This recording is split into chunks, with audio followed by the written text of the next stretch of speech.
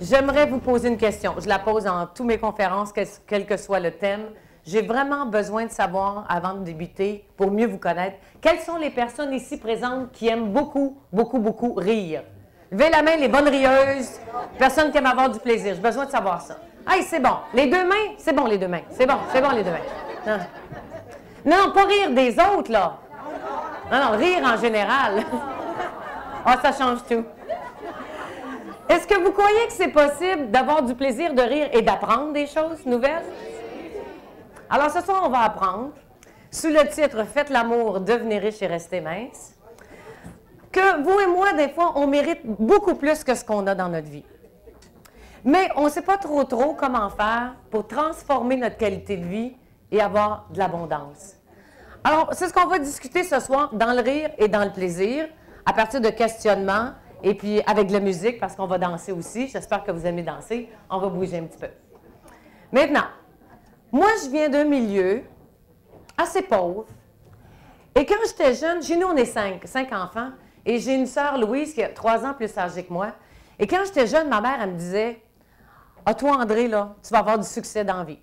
Toi, André, là, tu vas avoir une belle vie, tu vas faire de l'argent, tu vas aller à l'université, tu vas marier un gars riche. » Maman, elle disait toujours ça de moi. J'avais une voisine à côté qui avait une fille exactement de mon âge qui s'appelait Nicole. Puis cette madame-là disait toujours de sa fille, « Oh, Nicole. Moi, Nicole, elle n'est pas mariable. Il n'y a pas un gars qui va marier ça. Un mauvais caractère, on va l'envoyer chez les sœurs pour lui casser le caractère.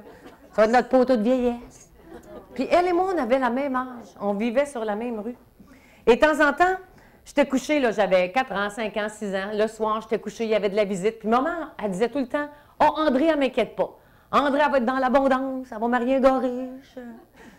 Un succès. » Puis la voisine, quand elle venait chez nous, elle disait, « Oh, t'es chanceuse, ton André est bonne. Moi, là, ma Nicole, là, elle n'est pas mariable.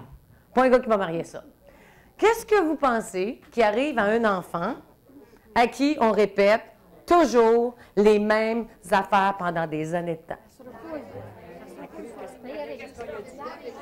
Alors, la personne est programmée? Oui? Parce qu'on va croire, parce que quand on est tout petit, regardez bien, quand on a 5 ans, 6 ans, 7 ans, pour pouvoir grandir et être psychologiquement sécure, on a besoin de l'amour de nos parents et de l'attention. Fait que quand on est petit, il faut devenir exactement comme nos parents disent, parce que sinon, on n'aura pas l'amour et l'attention de nos parents.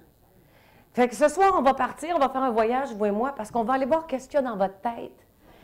Peut-être que dans votre tête, votre mère a dit, « Ben, tu sais, la vie, c'est dur, t'es venu au monde pour un petit pain. » Ou un petit boulanger, puis je ne connaissais pas celle-là.